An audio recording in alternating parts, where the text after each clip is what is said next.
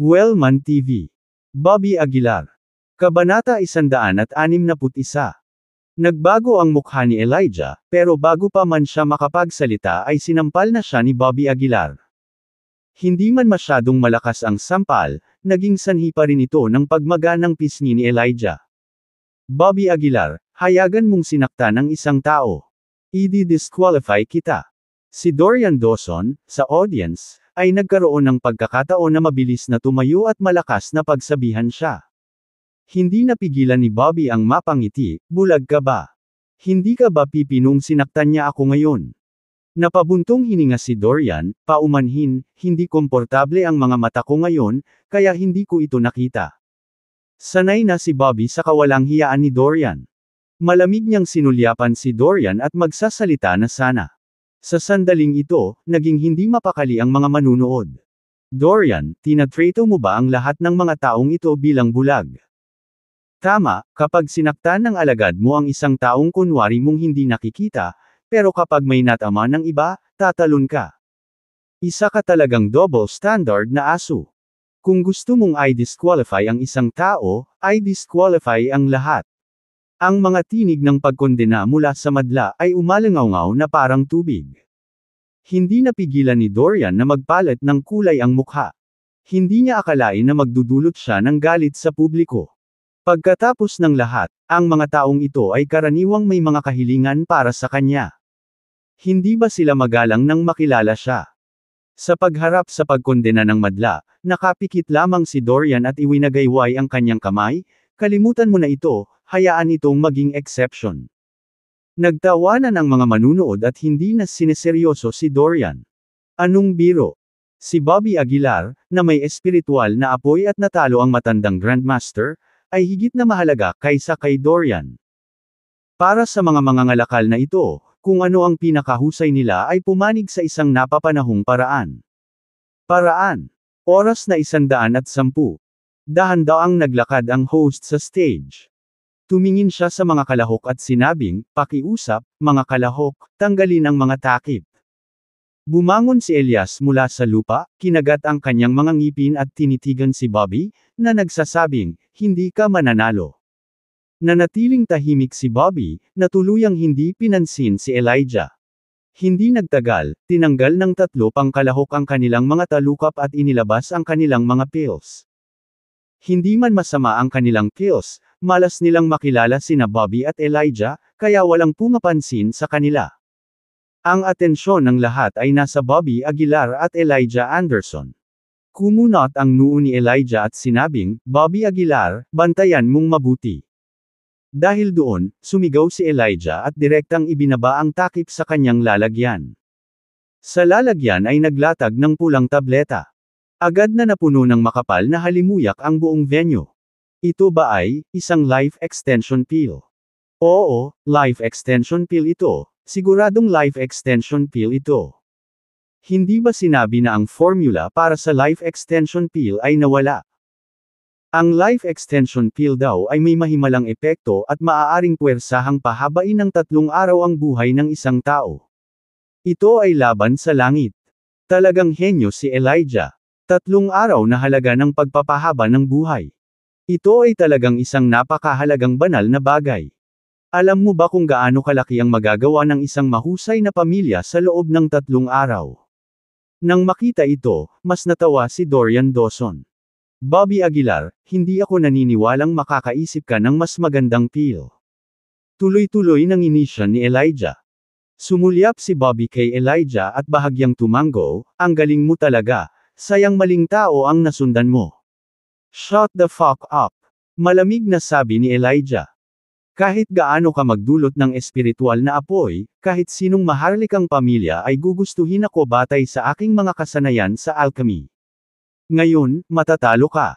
Hindi umimik si Bobby, nanatiling kalmado ang mukha, walang emosyon. "Sige, Bobby Aguilar, ikaw na." Tumayo si Dorian, ang kanyang mga kamay ay nakahawak sa likod niya. Sumulyap si Bobby sa kanya at tumango, "Okay, then I'll show you what a real pill is." With that, itinaas ni Bobby ang takip gamit ang isang kamay. Sa loob ng lalagyan ay nakalagay ang 8 bean-sized na tabletas. Ang mga tabletang ito ay tila ordinaryo, hindi man lang may panggamot na halimuyak, ngunit sa halip, ang mga ito ay may baho. Biglang tumahimik ang eksena, at pagkaraan ng ilang sandali, umalangaw na tawanan ang nagmula sa mga upuan ng mga hurado. Hahaha. Ano ito, shit pellets? Pagkatapos ng lahat ng iyon, ito ang naisip mo. Parang hindi pa rin sapat ang teknik ni Bobby, sayang naman. Patuloy lang sa pag-irap si Dorian. Oo naman, ang pag-control sa Blue Spirit Fire ay napakahirap. Malinaw na bagsak siya. Ikinawit ni Dorian ang mga kamay sa likod niya at mahinang ngumiti. Tumingin si Elijah kay Bobby at nginisyon siya, akala ko ba may hindi ka panipaniwalang pill, pero ito. Pinapatawa mo ang mga tao. Si Bobby ay nanatiling tahimik, ang kanyang ekspresyon ay lubos na kalmado. Bagaman nabigo si Bobby, tiyak na nahihigitan niya ang potensyal ni Elijah. Oo, totoong totoo. Kung may pagkakataon, dapat kaibiganin natin siya. Ang mga tao sa ibaba ay tumingin pa rin ng mabuti kay Bobby, pagkatapos ng lahat, ang Blue Spirit Fire ay masyadong nakakagulat. Bobby, talo ka. Host, maaari mong ipahayag ang resulta. Pinagsalikop ni Dorian ang kanyang mga kamay. Sa likod niya at walang pakialam na nagsalita. Tumango ang host, pagkatapos ay sinabing, ngayon ay inaanunsyo ko na ang nanalo ay maghintay. Sa sandaling ito, sa wakas ay nagsalita si Bobby Aguilar. May sasabihin ka pa ba? Tanong ng host. Walang pakialam na sumagot si Bobby, sino ang nagsabing natalo ako? Bobby, nasa harap na natin ang resulta. Gusto mo pa bang manloko? Let me tell you, matalas ang mga mata ng audience. Ngumisi si Dorian. Sa isang pangungusap, tinipon niya ang lahat ng miyembro ng madla sa kanyang panig. Pero walang pakialam si Bobby. Tiningnan niya ang lahat at sinabing may banayad ng ngiti, you jumped to conclusions without even looking at the pills. Hindi ba nararapat iyon? Na hindi man lang tumitingin sa pills. Bobo ka ba? Hindi ba't nasa harapan natin ito? Ano, hindi matatanggap na matalo? Ngumisi si Elijah. Ngumiti si Bobby at sinabing, ito ay panimula lang, hindi ang totoong pill. With that, naglakad si Bobby papunta sa lalagyan. Tumingin siya sa lahat at sinabing dahan-dahan, pakiusap, ihanda ang iyong sarili sa pag-iisip. Nagpapakitang gilas. Napangisi si Elijah. Hindi siya pinansin ni Bobby, itinaas ang kamay, at dahan-dahang inabot ang lalagyan. Samantala, pumitik ang palad ni Bobby, itinulak sa isang tabi ang 8 pills. Pagkatapos, sa ilalim ng 8 pills, isang purple na pill ang nakatago. Ang pill ay kumikinang na may madilim na glow, na ginagawa itong kakaibang hitsura. Ano? Ano ito? Bakit hindi natin nakita noon? Hindi pa namin ito nakita, ang isang tingin ay nagsasabi sa iyo na ito ay hindi pangkaraniwan. Sa katunayan, ang pill ay tila puno ng misteryo. Dumilim ang mukha ni Dorian. Dali-dali siyang bumangon at malamig na sinabi, Bobby, hindi pa natin nakita si pill na ito, at walang nakakaalam ng epekto nito. So, kay Elijah pa rin ang championship, okay. Tumango rin ang iba pang mga tao bilang pagsang-ayon. Bagamat ang pill na nilinis ni Bobby ay mukhang hindi pangkaraniwang, walang nakakaalam kung ano ang mga partikular na epekto nito. Si Bobby, gayunpaman, ay nanatiling walang kibo. Napangiti siya at sinabing, nabalitaan na ang mga top-grade elixir ay nahahati sa Divine Rank, Earth Rank, Profound Rank, at Yellow Rank. Ang Divine Rank ang pinakamataas, habang ang Yellow Rank ang pinakamababa. Ngunit kahit na ang pinakamababang Yellow Rank ay maaaring mag-trigger ng pill clouds. Kaya, pill. Ang mga ulap ang tanging pamantayan para sa paghusga sa mga top-grade elixir. Anong ibig mong sabihin? Ano ang gusto mong sabihin? Kumunot ang noo ni Dorian. Walang pakialam na sinabi ni Bobby, paki-enjoy ang pill clouds. Sa sandaling bumagsak ang kanyang boses, ang mga makukulay na ulap ay nagsimulang magtipon sa langit ng sunod-sunod. Nabuo ang pill clouds.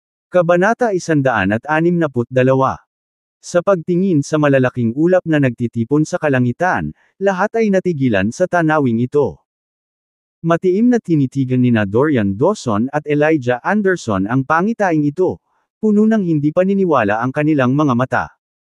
Ito ay, isa itong pill cloud sa lahat, bulong ni Dorian, na hindi pa nakakita ng totoong pill cloud sa kabila ng kanyang edad. Sa sandaling ito, nadama ni Elijah na walang kapangyarihan, napagtanto na sila ni Bobby Aguilar ay hindi sa parehong antas. Ang maalamat na pill cloud. Nagsimulang magbulungan ang mga tao sa paligid nila. Hindi ko inaasahan na ito ay totoo. Sino ba talaga si Bobby Aguilar? Hindi lang niya matatalo ang mga batikang Grandmaster, ngunit mayroon din siyang napakagandang kasanayan sa alchemy. Walang limitasyon ang kinabukasan ni Bobby Aguilar. Ang pill cloud na naipon ay nagsimulang maglaho ng dahan-dahan hanggang sa tuluyang mawala. Bumalik sa kalmado ang langit na parang walang nangyari. Tumingin si Bobby Aguilar kay Elijah at mahinang sinabi, "Sa tingin mo ba ay mananalo ka?" Mapait na tumawa si Elijah sa kanyang puso, dahil ang lahat ng kanyang pagmamataas ay nabasag sa sandaling iyon.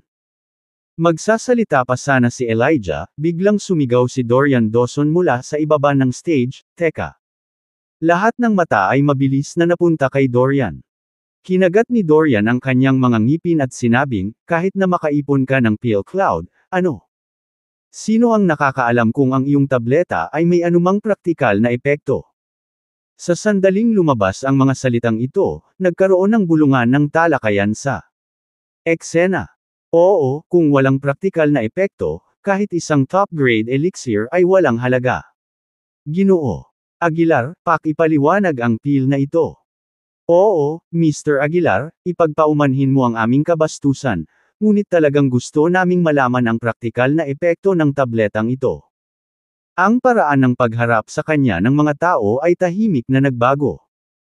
Mula sa unang, batang ito, hanggang sa, Bobby Aguilar, at ngayon ay naging, Mr. Aguilar. Sapat na ito para patunayan na lalo nilang pinahahalagahan si Bobby Aguilar. Sinulyapan ni Bobby si Dorian sa hindi kalayuan at ngumisi, "Hindi ka pa rin sumusuko. Sige, sabihin ko sa iyo ang epekto ng tabletang ito. Ang gamot na ito ay tinatawag na curing pill, at ang epekto nito ay simple at magaspang maaari nitong pagalingin ang lahat ng mga sakit, maging ang mga nakamamatay na sakit. Siyempre, itong pill na ito ay may mga pagkukulang din. Hindi nito kayang gamutin ang mga panlabas na pinsala at maaari lamang kunin isang beses sa isang buhay."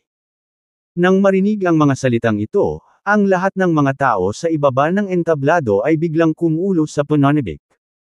Isang tableta na makakapagpagaling ng mga nakamamatay na sakit. Hindi ba't parang may dalawang buhay? Kung ikukumpara sa curing pill na ito, biglang nawala ang kahalagahan ng Elijah H's Life Extension Pill. Mayroon talagang isang tableta sa mundo. Ginoo Aguilar, maaari mo bang ibenta sa akin ang tabletang ito? Handa akong magbayad ng mataas na halaga. Oo, Mr. Aguilar, handa akong magbayad kahit magkano ang halaga nito. Nang marinig ang sigaw ng mga tao, sumilay ang malabong ngiti sa mukha ni Bobby. "Maghahanap ako ng pagkakataong i-auction ang tabletang ito sa publiko," sabi ni Bobby. Sobrang pangit ng mukha ni Dorian. Hindi niya maintindihan kung paano nagkaroon ng ganoong gamot sa mundo. Isang lunas lahat. Ito ay simpleng hindi kapanipaniwala. Pero walang pakialam si Bobby. Ang gamot na ito ay pinadalisay mula sa pinakadalisay na chi sa loob ng kanyang katawan, at ang paggamot sa mga sakit ay wala sa kanya. Higit pa rito, ang curing pill ay isang banal na gamot sa makamundong mundo. Sa mana ni Bobby, kabilang pa rin ito sa inferior formula category. Pinili ni Bobby na pinuhin ang curing pill sa dalawang dahilan.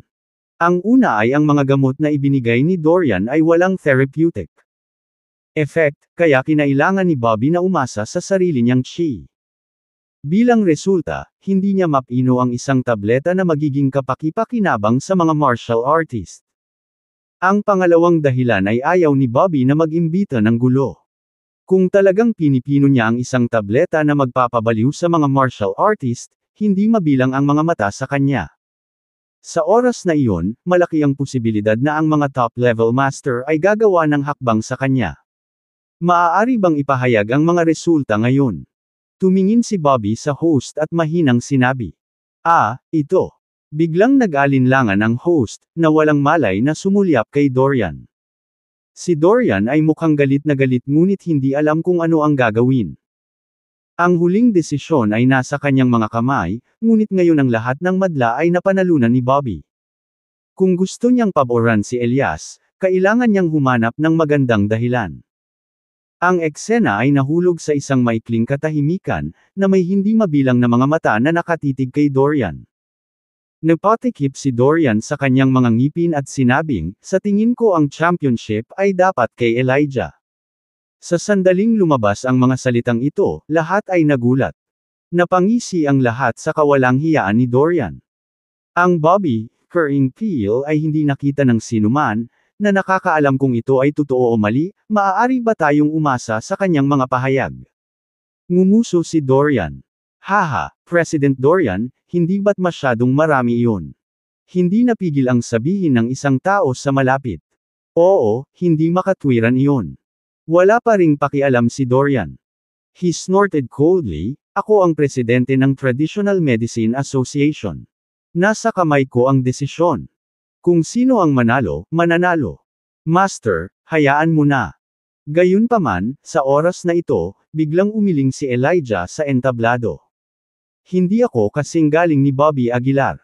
Basta sa pill cloud niya, mas mataas siya sa akin. Natalo ako, kaya hindi na kailangan pang kumapit, sabi ni Elijah. Nang marinig ni Bobby ang mga salita ni Elijah, ngumisi si Bobby, Dorian, ang iyong disipulo ay mas matalino kaysa sa iyo. Nagtakip ng ngipin si Dorian at sumigaw, walang kwenta. Sabi ko nasa kamay ko ang desisyon. Walang sino man ang pinapayagang sumuwi sa akin. Bahagyang nagsalubong ang mga kilay ni Bobby. Hindi niya inaasahan na magiging ganito kawalanjiya si Dorian. Ang iba ay lihim na nagmumura sa kanilang mga puso, ngunit wala silang magagawa. Bahagyang ngumuso si Dorian at tumingin kay Bobby, mahinang nagsabi, nakita mo ba iyon? Ito ay tinatawag na kapangyarihan, at kung minsan ang kapangyarihan ay mas mahalaga kaysa sa kakayahan. Talaga, Dorian, sa tingin mo ba ay walang makakakontrol sa iyo?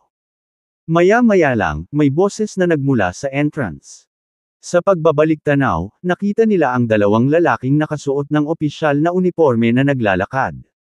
Kumunot ang noo ni Dorian, nagtanong, sino ka? Parehong ipinakita ng mga lalaki ang kanilang mga ID sa trabaho at sinabing, kami ay mula sa administrasyon ng asosasyon.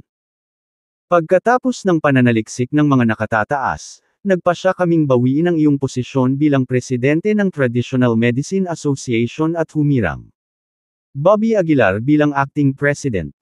Nang marinig ito, ang mukha ni Dorian ay naging sobrang pangit. Paanong nangyari ito? Bata pa lang siya. Anong mga kwalifikasyon ang mayroon siya para maging presidente? Nagngangalit si Dorian sa galit. Iyon ang desisyon mula sa itaas. Kung hindi ka kumbinsido, hanapin mo ang direktor.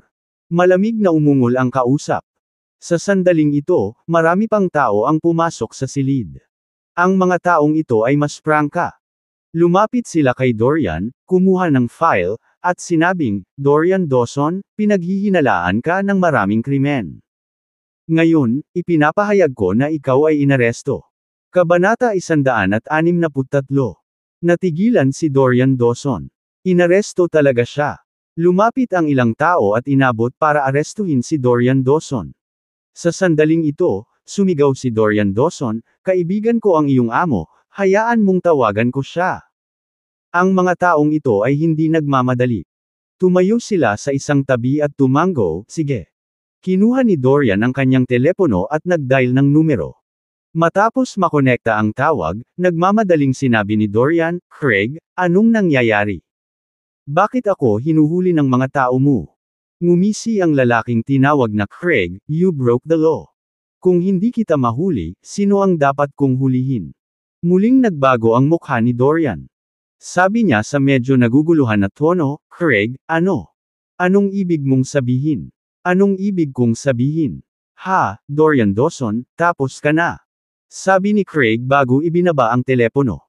Isang pakiramdam ng desperasyon ang bumalot sa puso ni Dorian. Nanghina ang kanyang mga paa, at bumagsak siya sa lupa ng may kabog. Walang sinabi ang ilang tao at naglakad, hinawakan ang braso ni Dorian, at umalis. Ang biglaang pagbabago ay naging tahimik sa eksena. Ang chairman, na dating nasa itaas, ay isang bilanggo, na hindi maiwasang mapabuntong hininga ang mga tao. Sumunod, ilang tao mula sa Association Administration ang dumating kay Bobby Aguilar. Ginoo Aguilar, pagkatapos ng desisyon mula sa itaas, ikaw ang magiging presidente ng Traditional Medicine Association. Sabi nila. Napakamot ng ulo si Bobby, pwede bang hindi ako maging presidente nitong samahan ng medisina? Ang mga taong nakarinig nito, hindi napigil ang mapangiti, hindi mo alam kung gaano karaming tao ang lumalaban para sa posisyon na ito, at talagang tumatanggi ka. Walang magawang sinabi ni Bobby, sanay na akong malaya at ayokong kontrolin ng iba. Ginoo Aguilar, kailangan mong makipag-usap sa aming pinuno. Kami lang ang may pananagutan sa paghahatid ng mensahe. Umiling sila at sinabing. Matapos iwanan ang pangungusap na ito, umalis sila. Congratulations, Mr. Aguilar, sa pagiging bagong presidente. Tawagin ka na ba naming Presidente Aguilar ngayon? President Aguilar, narito ang aking business card. Kung may kailangan ka, sabihin mo lang sa akin. Hindi mabilang na mga tao ang dumating para pasayahin si Bobby, napakababa ng kanilang poster. Halata namang minamaliit ni Bobby ang kapangyarihan ng posisyon ng presidente. Kahit na hindi siya kabilang sa isang opisyal na organisasyon, napakalaki ng kapangyarihang taglay niya. Maya-maya, sinundan ni Bobby ang host sa backstage area. Sa backstage, may isang kahon na gawa sa kahoy. Sabik na kinuha ni Bobby ang kahon at binuksan ito. Sa loob, mayroong 100 taong gulang na knotweed. Napakalakas ng amoy na panggamot. Huminga ng malalim si Bobby at hindi na napigilan. Ngunit nasa sabik. Sa 100 taong gulang na si knotweed na ito, baka direktang makapasok siya sa ikalawang antas ng foundation establishment stage. Bagamat ang yugto ng pagtatatag ng foundation ay ang pundasyon ng paglilinang, ito ang pinakamahalagang hakbang. Katulad ng pagtatayo ng bahay, ang foundation establishment stage ay naglalatag ng pundasyon. Kung ang hakbang na ito ay hindi matatag, ang landas ng paglilinang ay magiging napakahirap sa hinaharap. Maaaring pinuhin ng 100 taong gulang na knotweed ang isang foundation establishment peel. Napaisip si Bobby sa sarili. Gayunpaman, ang epekto ng foundation establishment peel ay hindi pareho para sa lahat, hindi katulad ng chi gathering peel na direktang nagpabuti ng isang antas. Para sa ilang mga tao, ang isang tableta ay maaaring mapabuti ang ilang mga antas, habang para sa iba, ilang mga tableta ay maaaring hindi kahit na mapabuti sa isang solong antas. Matapos makuha ang knotweed, binalak ni Bobby na umalis. Pagdating sa pintuan, nakasalubong ni Bobby si Elijah Anderson. Si Elias ay nakatayo sa pintuan, ang kanyang mukha ay malungkot, nakakuyom ang kanyang mga kamao, na tila ayaw. Ikaw ay isang mahusay na panla. Sa sandaling ito, ang boses ni Bobby ay nanggaling sa kanyang likuran. Biglang lumingon si Elijah at tinignan si Bobby ng malamig ang mga mata. Patuloy ni Bobby, sayang lang at maling master ang napili mo. Paano kung maging alagad ko? Malamig nang umuso si Elijah, maging disipulo mo. Sa iyong panaginip. Hayaan mong sabihin ko sa iyo na simula bukas, sisimulan ko ang isang paglalakbay upang bisitahin ang lahat ng nangungunang alchemist. Maya-maya, hihigit pa ang mga tagumpay ko sa iyo. Nagkibit balikat si Bobby, wala man lang pakialam. Well, good luck kung ganoon. Banibiro lang siya ni Bobby, imposibleng kunin siya bilang isang alagad. Pagkatapos, bumalik sina Bobby at Elder Hansen sa hotel. Sa pagbabalik sa hotel, si Elder Hansen ay labis na nasa sabik. Ginoo Aguilar, hindi ko inaasahan na ganoon kataas ang alchemy mo. Taos-pusong bulalas ni Elder Hansen. Bahagyang tumanggo din si Bobby, to be honest, hindi ko rin inaasahan. Walang ideya si Bobby tungkol sa ranggo ng kanyang espiritual na apoy. Pagbalik nila sa hotel, mukhang pagod na pagod si Bobby. At ngayon, walang katapusan ang mga taong bumisita kay Bobby. Kabilang sa kanila ang mga kinatawan mula sa mga pangunahing aristokratikong pamilya, martial arts masters, at mga taong gustong bumili ng currying peel. Pagkatapos mag-isip sandali, sinabi ni Bobby kay Elder Hansen, "Elder Hansen, ito. Ang currying peel ay para sa iyo. Kung sino man ang gusto ng currying peel, maaari nilang palitan ito. Daang taong panggamot na materyal." Tuwang-tuwa si Elder Hansen. Ininom niya ang currying peel at tumanggo ng paulit-ulit, "Salamat sa pagtitiwala sa akin, Mr. Aguilar." Humikab si Bobby, mukhang pagod na pagod. Si Bobby ay talagang pagod nitong mga nakaraang araw, at ang chi sa kanyang katawan ay ganap na naubos. Mahirap na makabawi sa maikling panahon. "Ginoo Aguilar, magpahinga ka na." Nakita ito ni Elder Hansen at sinabing may kalungkutan. Umiling si Bobby at sinabing, "May hinihintay ako." "May hinihintay." Natigilan si Elder Hansen, "Sino ang hinihintay?" "Keith Moore," sabi ni Bobby sa mataimtim na tono. Pagdating kay Keith, walang tiwala si Bobby. Ni hindi nga siya sigurado kung si Keith ang maghahatid ng Ganoderma. Sa kabilang side, naghihintay din si Keith. Ang buong Dove. Nilisan niya si Barelv ng bahay. Nakaupo sa courtyard, naghihintay. Tahimik. Kung personal na nagpakita si Bobby para hingin ang Ganoderma, ibibigay ito ni Keith sa kanya. Kung hindi dumating si Bobby, hindi ipapadala ni Keith ang Ganoderma. Isa itong pagsubok sa kanilang dalawa. Pagkatapos ng lahat, ang Ganoderma ay nasa 200 taong gulang na, at walang sinuman ang magnanais na ipamigay ito ng libre. Lumipas ang oras sa bawat minuto. Sa isang kisap mata, gabi na. Mukhang hindi sasama si Keith. Bulong ni Bobby, nakatayo sa tabi ng bintana. Sa kabilang banda, nginisyon din ni Keith, "Tama ang hula ko, na hindi maglalakas loob na dumating si Bobby. Kung wala ang saintly body skill, natatakot siyang mamatay sa mga kamay ko." Nang bumagsak ang kanyang mga salita, isang binata ang tumakbo mula sa labas. "Guru." Tumakbo ang binata habang sumisigaw. Sinulyapan siya ni Keith at sinabing, "Anong problema?" Tuwang-tuwang sinabi ng binata, "Guro, buti na lang at hindi ka naging kaaway ni Bobby Aguilar, kung hindi, magiging malaking problema ito." Bahagyang kumunat ang noo ni Keith, "What do you mean?" Nagtatakang sinabi ng binata, "Guro, hindi mo ba alam? Ngayong araw, Traditional Medicine Conference, na ninakaw ni Bobby ang palabas." Lalo pang nagsalubong ang kilay ni Keith at sinenyasan ang binata na magpatuloy. Tuwang-tuwa ang binata, hindi lang kinokontrol ng Bobby na iyon ang espiritual na apoy, kundi pati na rin ang asol na espiritual na apoy. Ngayon sa Traditional Medicine Conference, nakaakit pa siya ng pill cloud. "Pill cloud yan. Narinig ko lang, hindi ko pa nakita. Ang galing." Sa pamamagitan lamang ng alchemy technique na ito, sapat na upang seryosohin ito ng mga pangunahing aristokratikong pamilya. Kabanata 164. Nang marinig ito, biglang tumayo si Keith Moore, napabulalas, "Totoo ba iyon?" Mabilis na tumanggo ang binata, "Oo. Pinag-uusapan ito ng buong Shiglan City. Tingnan mo, may video pa nga online." Pagkasabi noon ay inabot ng binata ang kanyang telepono kay Keith Moore. Kinuha ni Keith ang phone at titig na titig sa screen. Sa screen, ito ay walang iba kundi ang eksena ni Bobby Aguilar na nagpino ng isang tableta. Nang makita ni Keith ang blue spirit fire sa mga kamay ni Bobby at ang pill cloud na lumilitaw sa langit, agad na napuno ng gulat ang mukha niya. "Bilasan mo, dalhan mo ako ng Ganoderma. Dalhin mo agad ako kay Bobby Aguilar." Nag-aalalang sabi ni Keith Moore. Ang pakikipagkilala sa gayong alchemist, ang isang Ganoderma lamang ay hindi talaga isang malaking bagay. Kilalang-kilala na ang parehong mga halamang gamot ay maaaring magkaroon ng mas malaking epekto sa mga kamay ng isang alchemist kaysa sa mga ordinaryong martial artist. Sa oras na ito, hinihintay pa rin ni Bobby Aguilar si Keith Moore. Napasulyap siya sa phone niya na halatang 11:00 na ng gabi. Mukhang hindi siya sasama. Medyo hindi maganda ang ekspresyon ni Bobby.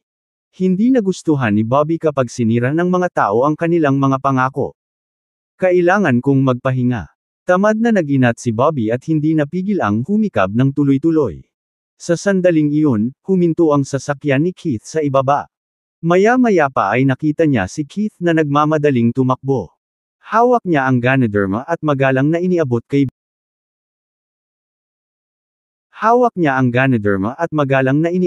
Bobby.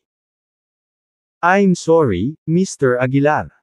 I have some things to attend to today, kaya medyo late ako dumating, paumanhin ni Keith. Tumingin si Bobby kay Keith at sinabi sa medyo nakangiting tono, "Na-delay ka ba talaga o sinadya mo akong subukan?" Bahagyang nagbago ang mukha ni Keith Moore, at mabilis siyang umiling, "Mr. Aguilar, may mga bagay talaga akong dapat asikasuhin.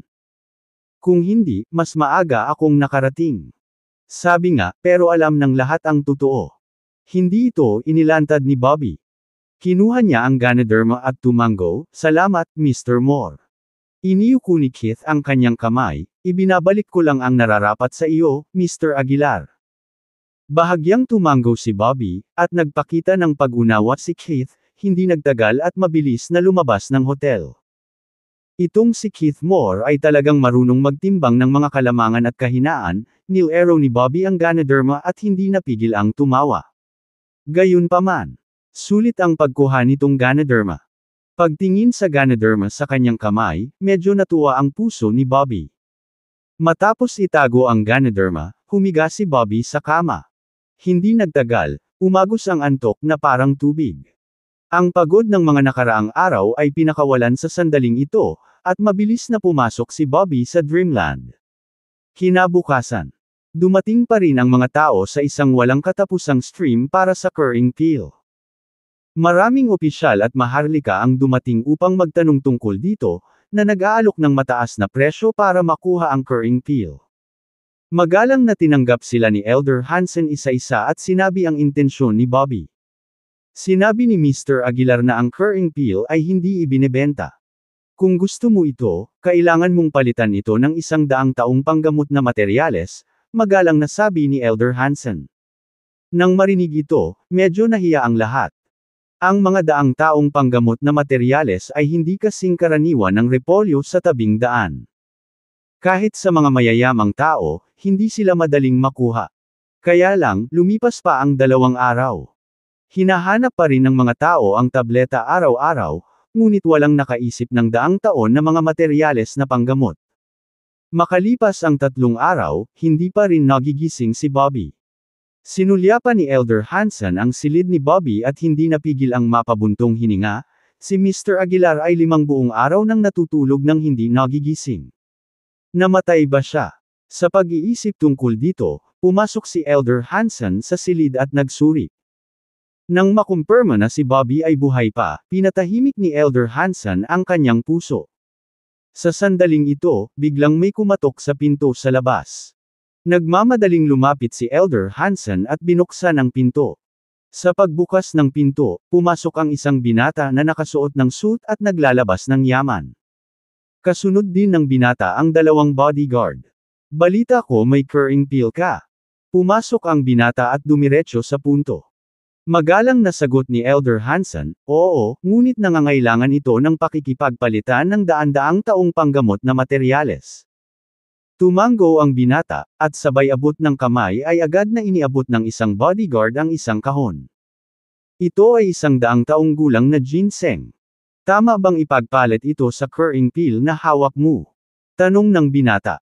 Agad na sinabi ni Elder Hansen, "Syempre, ngunit kailangan ko munang suriin ito."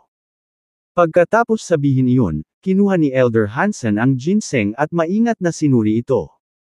Ilang sandali pa, bahagyang sumimangot si Elder Hansen. Tumangala siya sa binata at sinabing, "Kaibigan, mukhang hindi ito 100 taon na ginseng. Mukhang isang ordinaryong damo lang." Pagkarinig nito, nagkunwaring nagulat ang binata at sinabing, "Imposible. Malinaw na nagdala ako ng 100 taon na ginseng." Walang magawang sinabi ni Elder Hansen, "Nagsinungaling ka ba?" Ngumisi ang binata, itinuro ang ginseng sa kamay ni Elder Hansen, "Lihim mo bang pinalitan ito?" "Malinaw na nagdala ako ng 100 taon na ginseng." Nagbago ang mukha ni Elder Hansen. Naintindihan naman niya agad. Halatang pinagnanakawan sila ng binatang ito.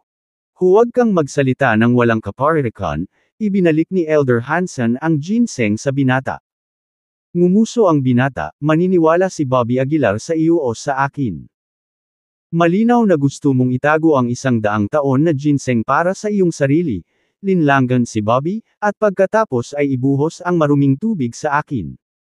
Naging asol ang ekspresyon ni Elder Hansen sa galit, ikaw, bakit ka gumagawa ng maling paratang? Ngumisi ang binata, sa tingin mo ba magtitiwala si Bobby sa'yo o sa akin? Let me tell you, I'm taking the curing pill. Tsaka, paano mo ito ipapaliwanag kay Bobby? Pagkatapos sabihin iyon, ikinaway ng binata ang kanyang kamay, at ang kanyang 2 bodyguard ay agad na lumapit, idiniin si Elder Hansen sa mesa. Di nagtagal, diretsyong inagaw ng mga bodyguard ang curing pill. Mr. Tenney, inabot ng bodyguard ang curing pill sa binata. Isang matamis na ngiti ang lumitaw sa mukha ng binata habang kumukuha ng curing pill at sinabing, matanda, salamat sa curing pill. Kung paano mo ito ipapaliwanag kay Bobby, ikaw ang bahala. Kinagat ni Elder Hansen ang kanyang mga ngipin at sinabing, kapag nagising si Mr. Aguilar, hindi kanya hahayaang makatakas dito. Tumawa ng malakas ang binata, hindi niya ako pakakawalan. Alam mo ba kung sino ako? Ako si Miles Schroeder ng Schroeder family. Kung matalino si Bobby, hindi niya ako masasaktan kahit isang tableta lang. Iniwan ang mga salitang ito, tumalikod at umalis si Miles Schroeder. Medyo pangit ang mukha ni Elder Hansen. Narinig niya ang tungkol sa pamilya Schroeder. Isa itong tunay na top-tier na pamilya sa Choiseul, mas malakas kaysa sa Hill family. Biglang nalungkot si Elder Hansen. Sa sandaling ito, may kumatok na naman sa pinto sa labas. Sa pagbukas ng pinto, nakita na nila ang bisita ay si Ashton Nicholson. Iniyuko ni Ashton ang kanyang kamay kay Elder Hansen at sinabing, Elder Hansen, nasaan si Mr. Aguilar? Mahinang sinabi ni Elder Hansen, natutulog. All news stories at NOVE.com. Kumunot ang noo ni Ashton, Elder Hansen, bakit parang galit na galit ka? Isang mapait na ngiti si Elder Hansen at ikinukwento kay Ashton. Miles Schroeder. Kumunot ang noo ni Ashton nang marinig ang pangalang iyon. Kabanata 165. Isang bakas ng solemnidad ang lumitaw sa mukha ni Ashton Nicholson. Ngunit si Elder Hansen ay ganap na walang kamalay-malay, galit pa ring sinabi, kapag nagising si Mr. Aguilar, tiyak na hahanapin niya ang hustisya. Umiling si Ashton Nicholson, mataimtim na tumingin kay Elder Hansen at sinabing, mas mainam na huwag ipaalam sa kanya ang tungkol dito. Nagulat si Elder Hansen, medyo naguguluhan, bakit? Si Ashton Nicholson ay time na nagsalita, ang pamilya Schroeder ay ang nangungunang pamilya sa Choiseul, ang kanilang lakas ay higit pa sa lahat ng iba pang mga pamilya sa Choiseul. Nasa sarili nilang liga. Kung malalaman ni Mr. Aguilar, sa tingin mo ba hahayaan niya ito dahil sa kanyang pagkatao? Kung may hidwaan, malamang na magdulot ito ng sarili niyang pagkamatay. Sabi ni Ashton Nicholson habang nakatingin kay Elder Hansen. Ang mukha ni Elder Hansen ay biglang naging malungkot. Alam niyang pambihira ang pamilya Schroeder, ngunit hindi niya inaasahan na maging si Ashton Nicholson ay ganito katikot sa kanila. So anong dapat nating gawin? Uminom na sila ng curing pill, isa hindi ko alam kung paano ito ipapaliwanag. Si Elder Hansen ay tila naliligaw. Napabuntong hininga si Ashton Nicholson, tinapik ang balikat ni Elder Hansen at sinabing, Elder Hansen, kung ayaw mong masaktan si Bobby Aguilar, ikaw na mismo ang bahala dito. Bagamat hindi malinaw ang kanyang mga salita, kitang-kita ang intensyon. Pagkatapos, hindi na nagtagal si Ashton Nicholson at mabilis na umalis sa lugar. Pagkaalis niya, umupo si Elder Hansen at nagsimulang magnilay. Pagkaraan ng ilang sandali, nagpakawala ng mahabang buntong hininga si Elder Hansen. Mas mabuting makinig ako sa payo ni Mr. Tenney, bulong ni Elder Hansen sa mahinang boses.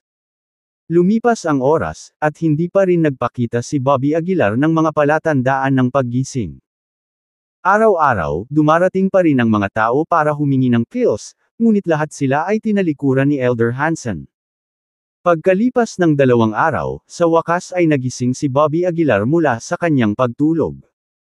Siya ay tamad na naginat at nakaramdam ng panibagong panibago. Sumunod, sinubukan ni Bobby Aguilar na kuyuman ang kanyang kamao. Pagkatapos lamang niyang maramdaman ang masaganang kapangyarihan sa loob ng kanyang katawan ay nakahinga siya ng maluwag.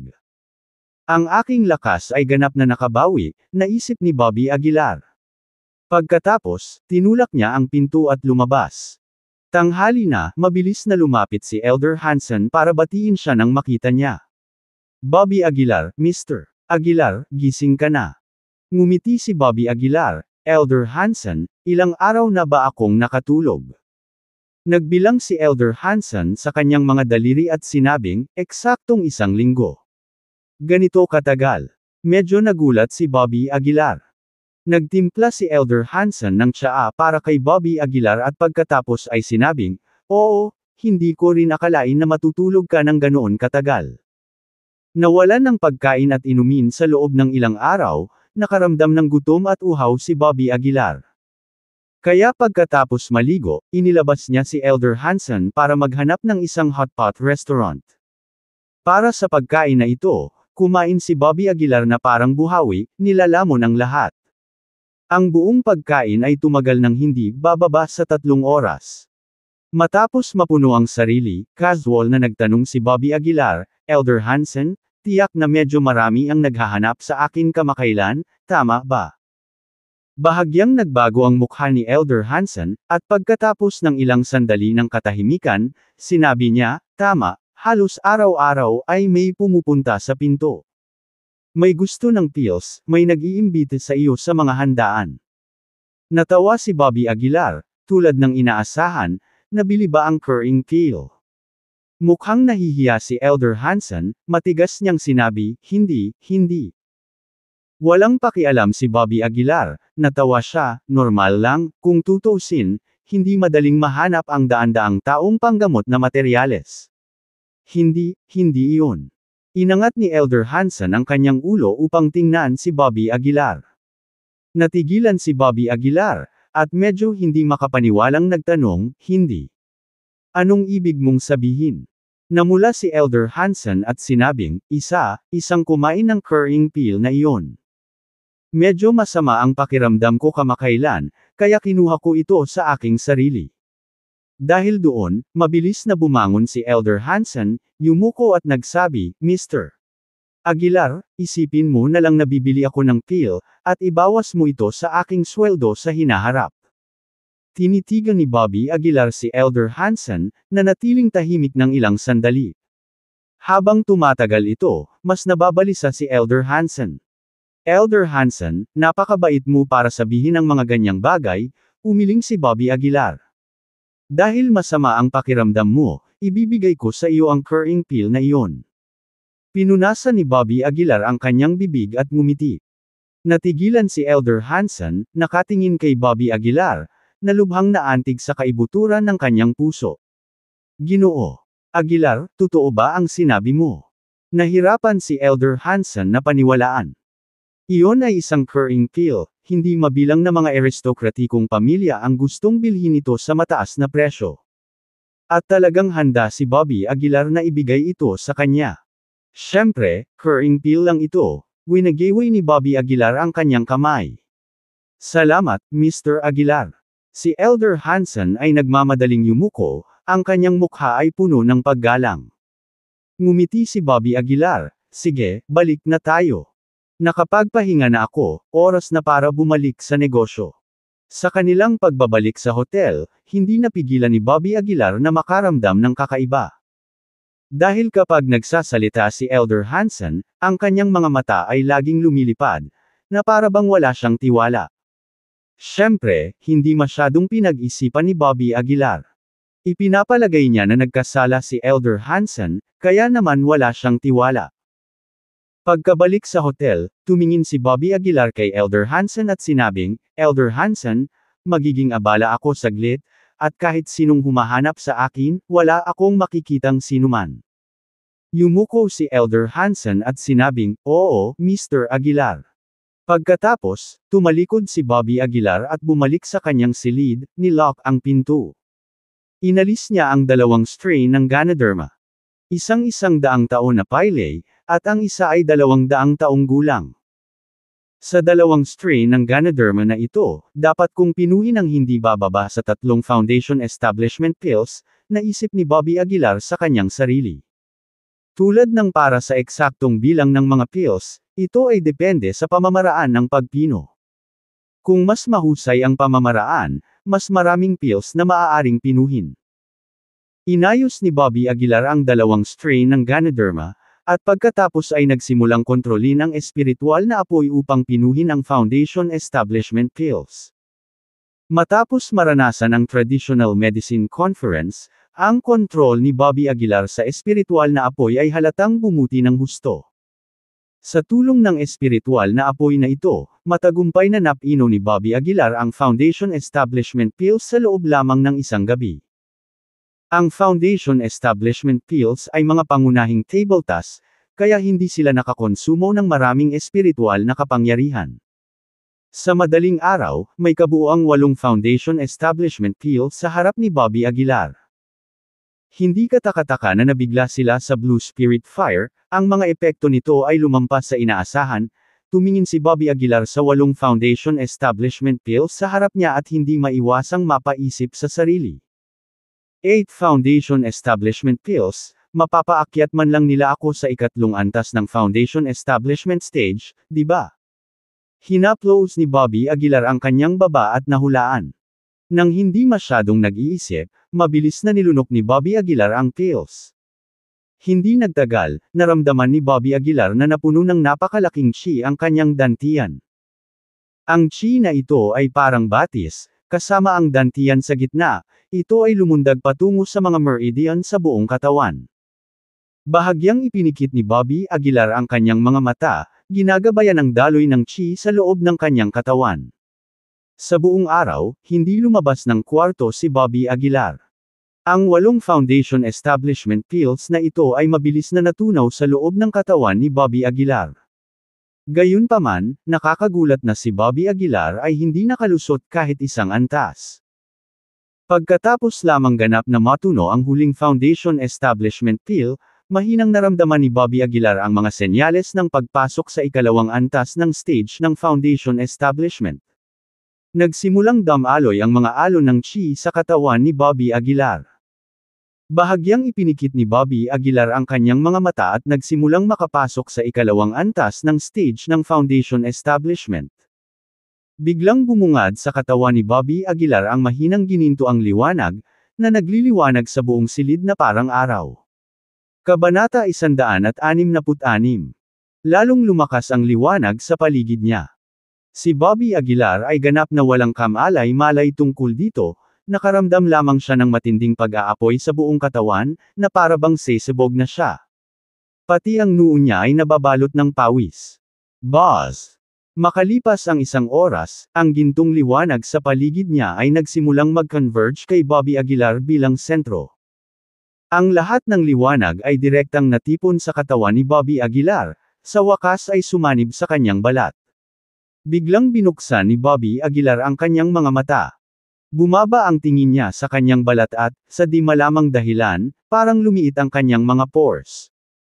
At saka, may mailap na dark gold na kulay sa kanyang katawan. Ano ang nangyayari? Kumunot ang noo ni Bobby Aguilar. Ang yugto ng pagkakatatag ng pundasyon ay ang pundasyon ng paglilinang, at ang tunay na simula ng paghakbang sa landas ng paglilinang. Magsisimula na umanong ipakita ang potensyal ng bawat isa sa foundation establishment stage. Sa sandaling ito, malakas ang pakiramdam ni Bobby Aguilar na ang kanyang laman at katawan ay lumakas ng hindi mabilang na beses. Lalo na nang makita niya ang mailap na dark golden color, mas lumakas ang pakiramdam na ito. Tumayo si Bobby Aguilar at kumuha ng fruit knife sa malapit, mabangis na sinaksak ito patungo sa sarili niyang braso. Klang! Isang tunog na parang bakal na tumatama na bakal ang umalangaw-ngaw. Pagtingin sa braso ni Bobby Aguilar, wala man lang nabasag ang balat, nag-iiwan lang ng puting marka. Ang aking laman ay talagang naging mas malakas. Tahimik na nag-isip si Bobby Aguilar. Ito ay ginawa sa kanya bahagyang nasa sabik. Hanggat ang kanyang laman ay sapat na malakas, ang kanyang lakas ay natural na pumailang lang. Kung hindi, ang cross-training master ay hindi magiging ganoon kataas ang demand. Gamit ang laman na ito, na sinamahan ng saintly body skill, iniisip ko kung gaano kalakas ang aking katawan, lihim na naisip ni Bobby Aguilar sa kanyang puso. Ang tanging bagay na hindi nasisiyahan kay Bobby Aguilar ay ang 8 foundation establishment pills ay nadagdagan lamang ang kanyang cultivation ng isang yugto. Karaniwan, ang 8 foundation establishment pills ay dapat na nadagdagan man lang ang kanyang cultivation ng 2 yugto. Kung magpapatuloy ito, hindi ko alam kung gaano karaming mga halamang gamot ang kailangan kong ubusin sa hinaharap. Hindi maiwasang mapangiti ni Bobby Aguilar sa kanyang puso. Sa ngayon, halos maliwanag na ang kalangitan at natutulog pa si Elder Hansen, kaya't lumabas si Bobby Aguilar sa silid at lumabas ng hotel. Nagmaneho si Bobby Aguilar sa malapit na parke. Ang parke ay puno ng mga puno, at naikuyom ni Bobby Aguilar ang kanyang kamao, bigla itong nabasag sa isang malaking puno. Ang malaking punong iyon, na may kapal na kayang yakapin ng isang tao, sa hindi inaasahang pagkakataon ay bumagsak sa isang putok. Ang mga matatandang tao na gumagawa ng mga ehersisyo sa umaga sa malapit ay lahat ay natulala. Paanong biglang nalaglag ang ganyang kakapal na puno? Medyo napahiya si Bobby Aguilar. Walang lakas ng loob na magtagal, tumalikod siya at naglakad palayo. Sa pagbabalik, tahimik na bamulong si Bobby Aguilar, nakakatawa. Wala pang 10% ng lakas ko ang ginamit ko. Hindi niya gustong sirain ang pampublikong ari-arian, ngunit ang kanyang lakas ay napakalakas. Kailangan kong humanap ng pagkakataon para mabayaran sila mamaya, naisip ni Bobby Aguilar sa kanyang sarili. Pagkarating sa bahay, biglang nakatanggap si Bobby Aguilar ng tawag sa telepono. Kinuha ang telepono at tiningnan, ang tawag ay galing kay William Richardson. Bahagyang kumunat ang noo ni Bobby Aguilar. Dahil sa dati nilang alitan, walang magandang impresyon si Bobby Aguilar kay William Richardson. Gayunpaman, pagkatapos mag-isip ng ilang sandali, sinagot pa rin ni Bobby Aguilar ang tawag. Tito William, may kailangan ka ba sa akin? Diretsyong tanong ni Bobby Aguilar. Tumawa si William Richardson sa kabilang dulo, Bobby, talagang gumawa ka ng pangalan para sa iyong sarili kamakailan lamang. Tumugon si Bobby Aguilar na may pakunwaring ngiti, Tito William, huwag mo akong pagtawanan. Isa lang akong walang kwentang talunan. Anong uri ng pangalan ang maaari kong gawin para sa aking sarili? Malinaw na sarcastic ang pananalitang ito, at mapait na tumawa si William Richardson, sige, may sama ka pa rin. Nagkamali ako ng paghusga sa iyo noon, at humihingi ako ng tawad sa iyo ngayon. Si Bobby Aguilar ay hindi isang hindi makatwirang tao, at dahil sinabi ni William Richardson ang mga salitang ito, kung si Bobby Aguilar ay patuloy na hindi nagpapatawad, ito ay magmumukha sa kanya na maliit. Kaya, ngumiti si Bobby Aguilar at sinabing, Tito William, banibiro lang kita. May kailangan ka ba? Kung gusto mo akong dalhin sa battle zone, hindi mo na kailangang banggitin pa. Humagalpak ng tawa si William Richardson sa kabilang dulo, iba ka talaga. Karamihan sa mga tao ay gagawin ang lahat para sa isang opisyal na posisyon, ngunit ikaw ay kabaligtaran, umiiwas dito. Mapait na tumawa si Bobby Aguilar. Kapag nasangkot na ang gobyerno, maraming bagay ang magiging mas komplikado. Sige, punta tayo sa punto, seryosong sabi ni William Richardson sa kabilang dulo. Tinatawagan kita sa pagkakataong ito dahil sa isang personal na bagay, sabi ni William Richardson. Sumagot si Bobby Aguilar, Tito William, sabihin mo lang sa akin kung ano iyon. Ipinaliwanag ni William Richardson, ang aking anak na babae ay hindi nakakapagpahinga ng maayos kamakailan, na nagkakaroon ng mga bangungot tuwing gabi. Sa una, hindi ko masyadong inisip ito, ngunit ang sitwasyong ito ay nangyayari sa isang buong buwan. Ang kanyang kalusugan ay lumalala sa araw-araw. Saglit na huminto, pabirong sinabi ni William Richardson, humihingi ako ng tulong kay Dorian Dawson, ngunit dahil sa iyo, nakuha na siya, kaya kailangan mong managot para dito. Tumawa si Bobby Aguilar, sige, kailan ka may oras, at pupunta ako. Walang problema. Sumang-ayon kaagad si William Richardson, kung ito ay maginhawa para sa iyo, mas mabuting pumunta ka ngayong gabi. Sige, see you tonight, sang-ayon ni Bobby Aguilar. Sa takip silim, si Bobby Aguilar, kasunod ng address na ibinigay ni William Richardson, ay personal na nagmaneho papunta sa tahanan ni William Richardson. Si William Richardson ay hindi nakatira sa isang apartment complex, ngunit sa isang medyo malayong residential unit. Kahit na ang bahay ay hindi kasing rangya ng isang mansyon, mayroon itong lahat ng maaaring kailanganin ng isa, at ang nakapalibot na tanawin ay napakaganda. Pagkababa ni Bobby Aguilar sa sasakyan, nagsalubong ang kanyang mga kilay. Malakas siyang sumangot at bumulong, hindi tama iyan, sa napakagandang kapaligiran, ang chi ay dapat na mayaman, ngunit hindi lang ako nakakaramdam ng kahit anong chi dito, ito ay nakakaramdam pa rin ng suffocate at walang buhay. Ipinaroda ni Bobby Aguilar ang sasakyan at dumiretso sa bahay ni William Richardson. Nakapaghanda na si William Richardson ng pagkain, at bagamat mga simpleng lutuing-lutong bahay lang, napakarami nito. Bukod dito, naglabas si William Richardson ng isang magandang bote ng alak upang hintayin ang pagdating ni Bobby Aguilar. Bobby, sa wakas nandito ka na, nakangiting sabi ni William Richardson. Tito William, lumapit si Bobby Aguilar at binati siya. Agad namang hinailan ni William Richardson si Bobby Aguilar para maupo at saka nagsalin ng isang baso ng alak. Kumain muna tayo at mag-usap habang ginagawa natin. Tumawa si William Richardson. Hindi na nagpapigil si Bobby Aguilar at agad na uminom kasama si William Richardson sa mesa. Matapos uminom ng 3 baso ng alak, unti-unting namumula ang mukha ni William Richardson.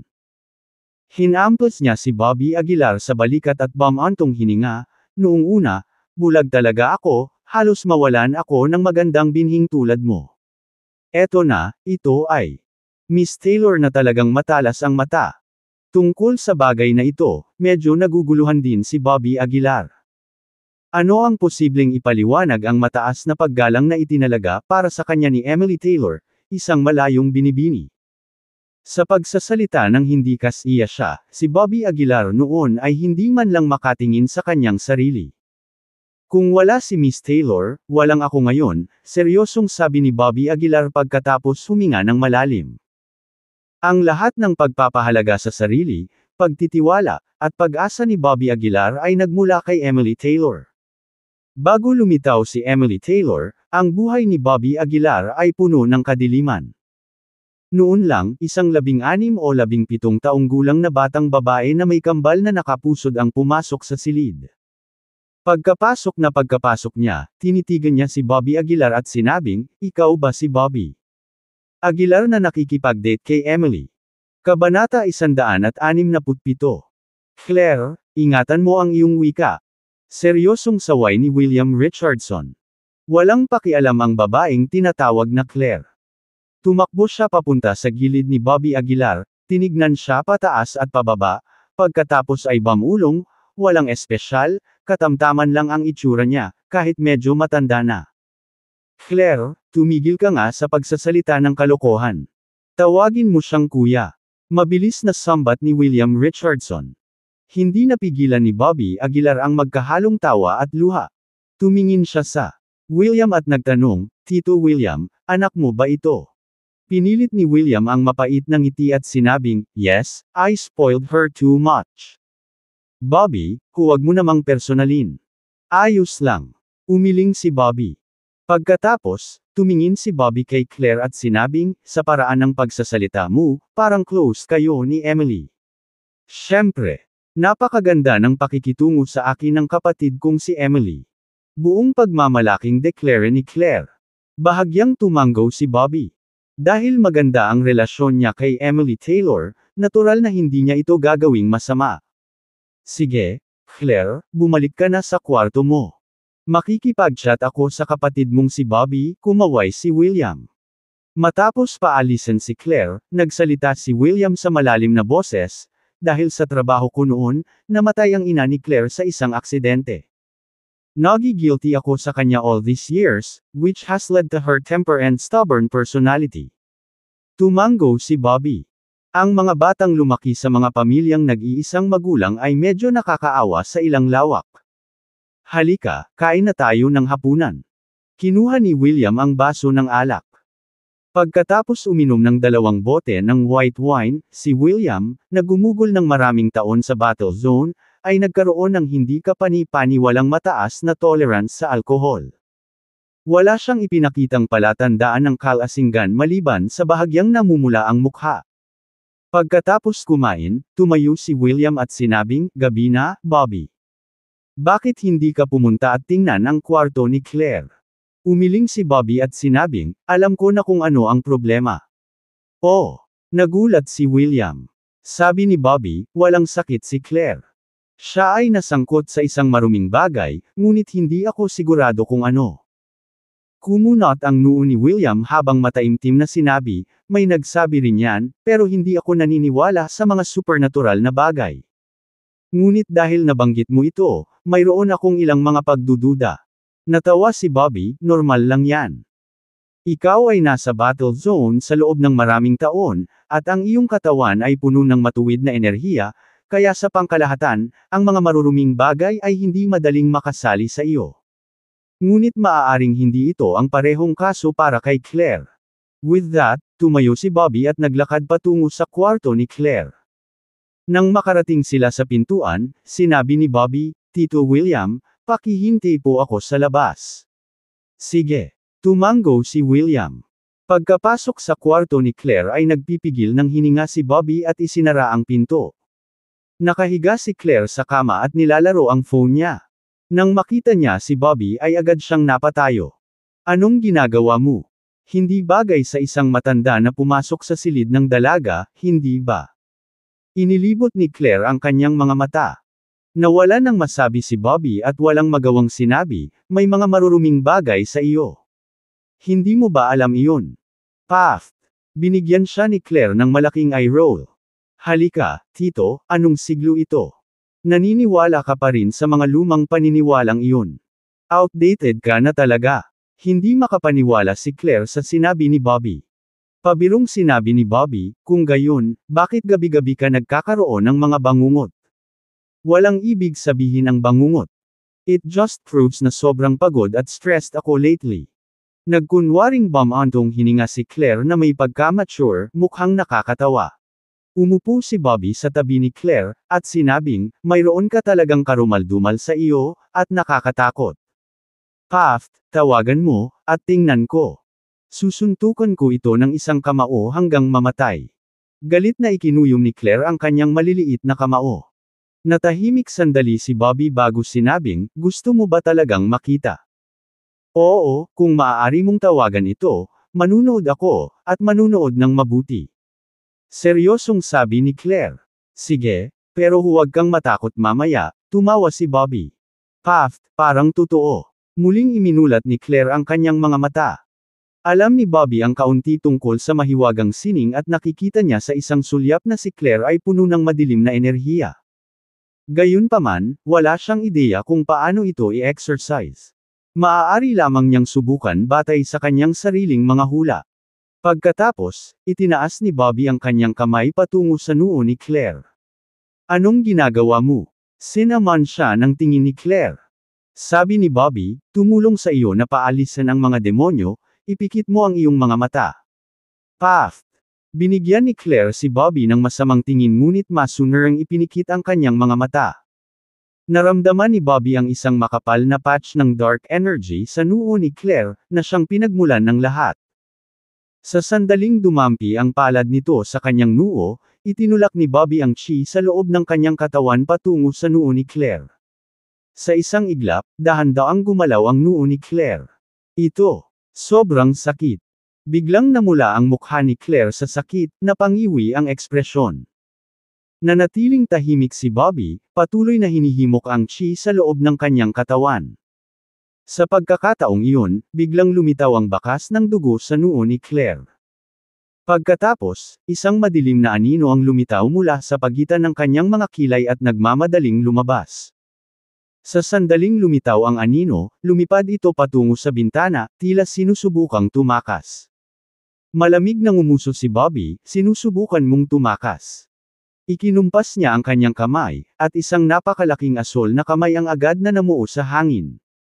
Ang malaking kamay ay direktang humawak sa madilim na anino, na naging dahilan upang hindi ito makagalaw.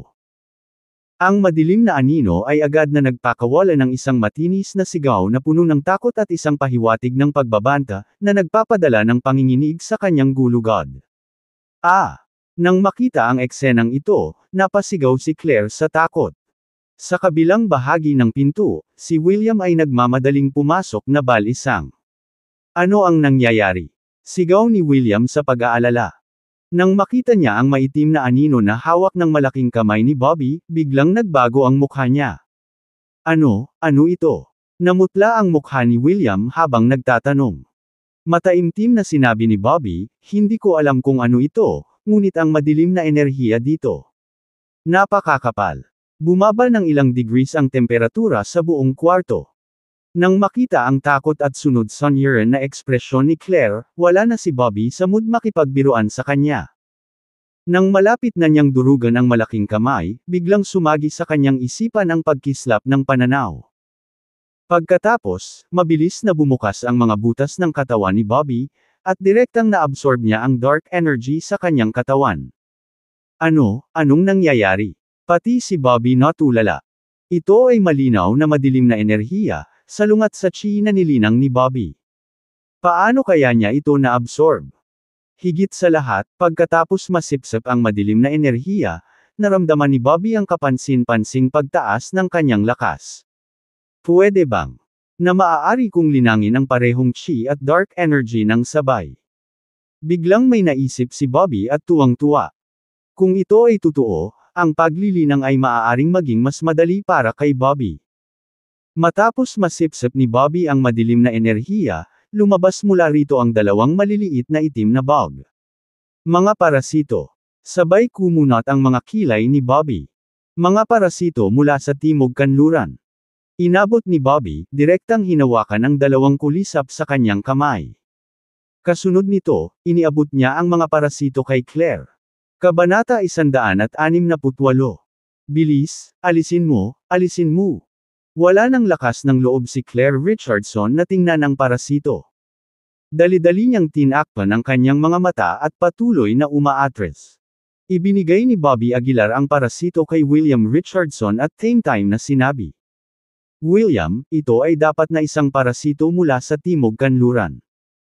Isang seryosong tingin ang lumitaw sa mukha ni William habang tinitignan ang parasite sa kamay ni Bobby. Hindi ko akalain na ang mga maliliit na insekto pala ay nakakatakot. Natawa si Bobby at sinabing, sa timog kanluran, maraming mga master na magaling gumamit ng mga parasito. Wala ito. Dapat mong isipin kung nakasakit ka ng sinuman, seryosong sabi ni Bobby. Isang mapait na tawa ang pinakawalan ni William at sinabing, hindi ba imposibleng hindi masaktan ang isang tao sa posisyon ko? Tama iyan. Para makaakyat sa posisyong ito, maraming tao ang dapat tap-on. Kahit na ang isang kasing liit ni Cesar Nolan ay may hindi mabilang na mga kaaway, lalo pa ang isang pinuno ng isang battle zone. Nag-apoy si Bobby ng isang espiritual na apoy sa kanyang kamay at ginawang abo ang dalawang parasito. Dapat walang problem sa hinaharap. Napatingin si Bobby sa mukha ni Dale. Claire Richardson. Ang pangyayaring ito ay tila may malaking epekto sa kanya. William, dapat kang gumugol ng mas maraming oras sa kanya kapag libre ka, sabi ni Bobby, nakatingin kay Claire. Tumango si William at sinabing, I will. Kung wala na, aalis muna ako. Bati ni Bobby kay William at saka umalis. Pagbalik ni Bobby sa hotel, hindi siya makatulog ng matagal. Ang pumupuno sa kanyang isipan ay ang madilim na enerhiyang pumasok sa kanyang katawan. Ibinaba ni Bobby ang kanyang ulo at tumingin sa kanyang palad, bumulong sa kanyang sarili, maaabsorb ko ba talaga ang dark energy? Sa sandaling ito, napakakomplikado ng damdamin ni Bobby, magkahalong saya at pag-aalala. Ang kagalakan ay nagmula sa pagkatuklas ng isa pang paraan ng paglinang bukod sa pag-asa sa chi. Gayunpaman, ang pag-aalala ay ang mga naglilinang na may madilim na enerhiya ay kadalasang hindi mabubuting tao, at bihira silang natapos ng maayos. Ito ay talagang nagpapahirap sa akin, bumantong hininga si Bobby, walang magawang umiling. Hindi na niya ito pinag-isipan pa, napagdesisyonan niyang gumawa ng isang hakbang sa isang pagkakataon. Kinabukasan, binalak ni Bobby na lumabas at manguha ng mga halamang gamot. Sa sandaling iyon, tinawagan ni Ashton Nicholson si Bobby. Tumawa siya sa telepono, "Mer Aguilar, hindi ba nangako ako noong nakaraan na dadalhin kita para maghanap ng mga halamang gamot? May oras ka ba ngayong gabi?" Natawa si Bobby, "Syempre, lalabas lang ako." Tawa ng tawa si Ashton, "Then let's meet tonight. Kilala ko ang Shiglan City tulad ng likod ng aking kamay." "Sige, salamat sa tulong mo." Pumayag naman si Bobby at saka ibinaba ang telepono. Dahil tumulong si Ashton, kinansela ni Bobby ang kanyang mga plano para sa araw na iyon. Pagsapit ng gabi, muling tumunog ang phone ni Bobby. Pero laking gulat ni Bobby, galing kay Claire Richardson ang tawag. Tuwang-tuwang sabi niya sa telepono, "Bobby, wala akong binangungot kagabi." Ang galing! Inilibot ni Bobby ang kanyang mga mata, "Naniniwala ka na sa akin ngayon?" Sinabi ni Claire sa kabilang panig ng telepono, "Hindi ko akalain na magkakaroon ka talaga ng ilang mga kasanayan." "Sige, kung wala nang iba, ibababa ko na ang tawag," sabi ni Bobby. "Ang lakas ng loob mo." Biglang sumigaw si Claire sa kabila. "Paano ka naging masungit?" Malungkot na sabi ni Claire. Walang ganang sabi ni Bobby, "Kung ganoon, ano pa ang gusto mo? Sabihin mo na." Humajijek si Claire sa kabilang linya, "Dahil malaki ang naitulong mo sa akin, i-treat kita sa hapunan ngayong gabi bilang paraan ng pasasalamat ko sa iyo. No need for dinner, maliit na bagay lang. Tsaka may pasok ako ngayong gabi," sabi ni Bobby. Pero iginiit ni Claire, "No way. Iniimbitahan kita sa unang pagkakataon, at naglakas loob kang tumanggi. Alam mo ba kung gaano karaming tao ang gustong mag-imbita sa akin sa hapunan? Tapos kumain ka na sa kanila. Wala na talaga akong oras." Bobby rolled his eyes. Habang ibababa na ni Bobby ang telepono, sumigaw si Claire, "Kung hindi ka pupunta, tatawagan ko ang tatay ko at hahanapin ka niya." Napakamot ng ulo si Bobby. Nakakaproblema talaga itong mga layaw na binibini. Mas lalo nitong pinahahalagahan si Bobby ang pambihira ni Emily Taylor. "Sige, sasamahan kita, okay?" Walang magawang sabi ni Bobby. Medyo natuwa si Claire, "So, anong kakainin natin? Paano ang barbecue?" Nang hindi nag-iisip, sumang-ayon si Bobby, "Sige." Pagkatapos, nagmaneho si Bobby sa bahay ni William Richardson. Maagang naghihintay doon si Claire, maganda ang suot at medyo mature sa t-shirt at pink na miniskirt. Nang makita niya ang kotse ni Bobby, nagulat siya, isang Audi 7 rupees. Isang performance na kotse. Mukhang medyo alam mo na, sabi ni Bobby habang kinukusot ang mga mata. Bumantong hininga si Claire, "Marami akong kilala na naglalaro ng mga kotse at mas nakakaalam kaysa sa iyo." Tama iyan. Walang alam si Bobby tungkol sa performance cars. Ang anumang bagay na mabilis at maginhawa ay angkop. Pagkasakay sa kotse, sinabi ni Claire, "May alam akong masarap na barbecue stand. Hayaan mong dalhin kita doon." Walang pagtutol si Bobby dahil sama-sama lang siya para patahimikin siya. Yumandar ang sasakyan, huminto sa isang medyo malayong barbecue stand. "Huwag mong hatulan ang lugar na ito ayon sa hitsura nito. Ang lasa ay kamangha-mangha." Naglalaway na sabi ni Claire.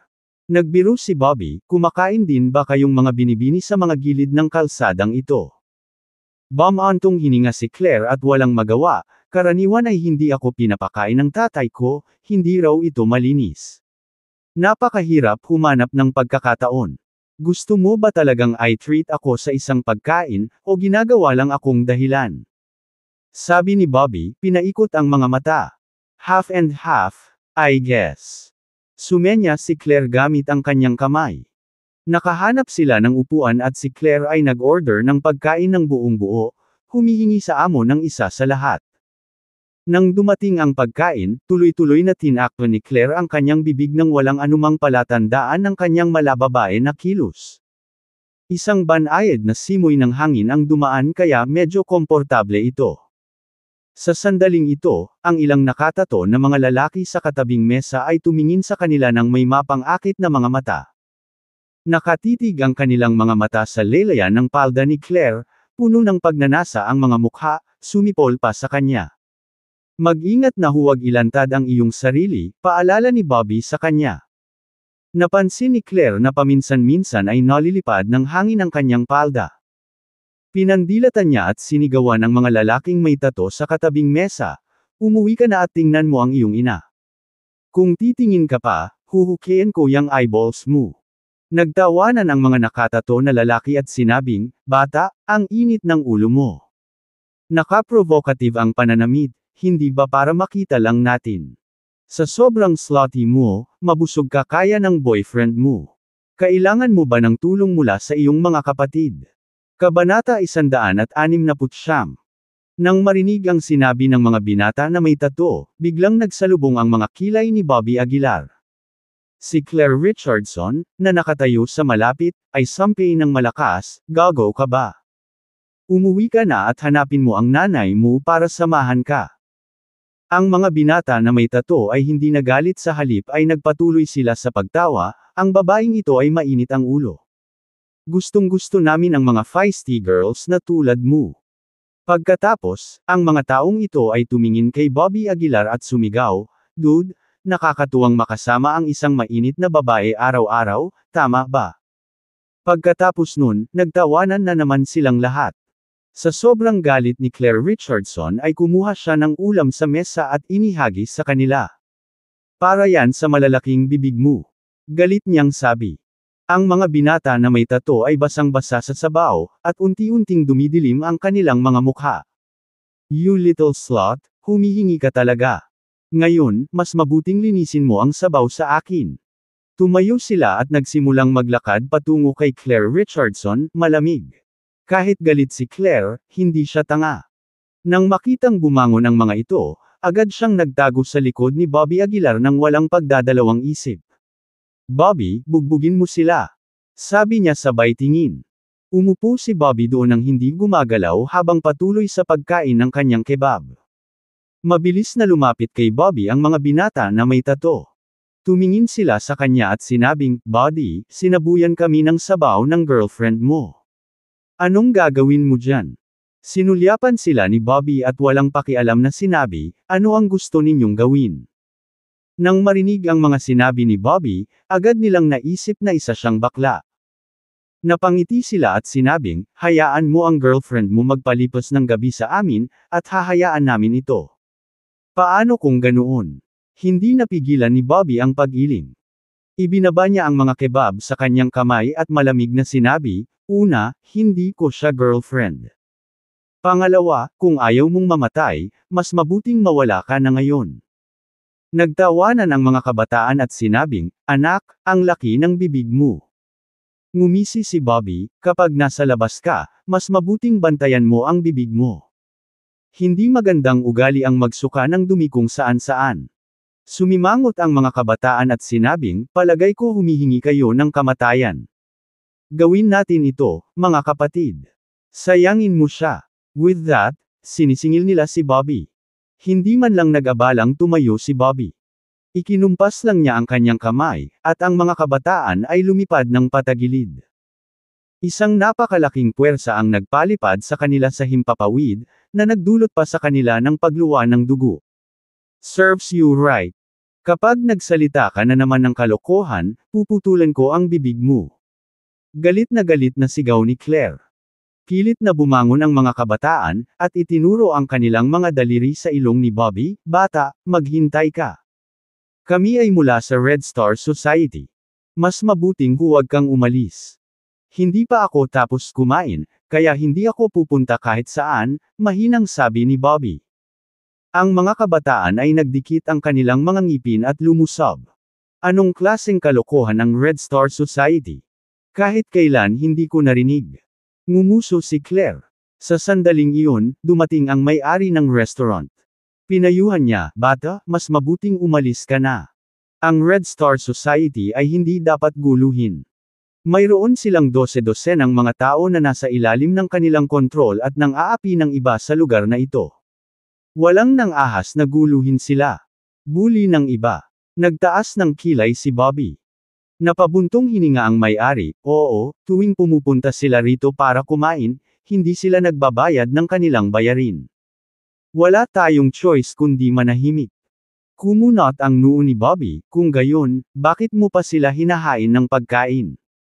Napangiti ng mapait ang may-ari, sinisikap ko lang na maghanap buhay sa pamamagitan ng pagiging low profile.